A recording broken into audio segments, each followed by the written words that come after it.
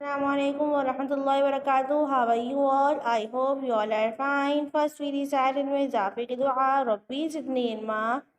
है मेरे रब मेरे इल्म में इजाफा फरमा आमीन। Student, this is your Islamic class. Open page number 33. ये देखिए पेज नंबर 33। आज की डेट एंड डे मेंशन कर लीजिएगा। आज हम पढ़ रहे हैं सबक नंबर 2, बुसरा में बैर राहिब से मुलाकात। इस चैप्टर को पढ़ने का मकसद क्या है? प्यारे नबी हज़रत मोहम्मद सल्लल्लाहु अलैहि वसल्लम की पहले सफ़र तिजारत का अहवाल बताना। आप सल्लल्लाहु अलैहि वसल्लम अपने चचा के हमरा शाम की तरफ जा रहे थे।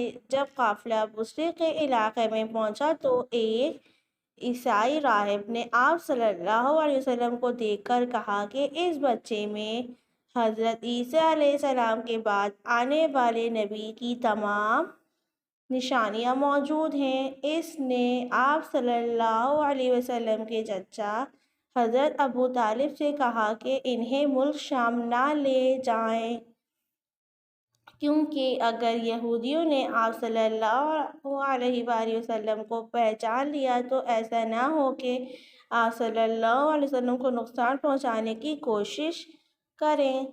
चुनांचे आप सल्लल्लाहु अलैहि वसल्लम के चचा ने अपने तिजारत का सामान वहीं फ़रोख्त कर दिया और आप सल्लल्लाहु अलैहि वसल्लम को लेकर मक्का वापस आ गए।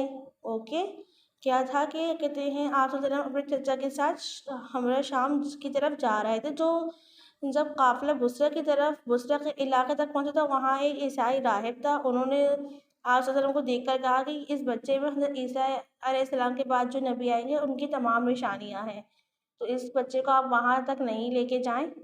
ऐसा ना हो कि वहाँ के जो यहूदी हैं वो उसको पहचान लें और कोई नुकसान वगैरह उसको पहुँचाएँ। तो वे क्या क्या कहा कि उन्होंने जो अपना सामान फ़रोख्त करना था वो वहीं पर फ़रोख्त करके वापस आप सल्लल्लाहु अलैहि वसल्लम को लेकर मक्का वापस आ गए। ठीक है, तो ये एक छोटा सा क्या कहते हैं मुलाकात वाला वाक़या था छोटा सा, उसको आप अच्छे से रीडिंग कर लीजिएगा। ओके स्टूडेंट, अल्लाह हाफ़िज़, टेक केयर, अस्सलामु अलैकुम व रहमतुल्लाहि व बरकातुहू।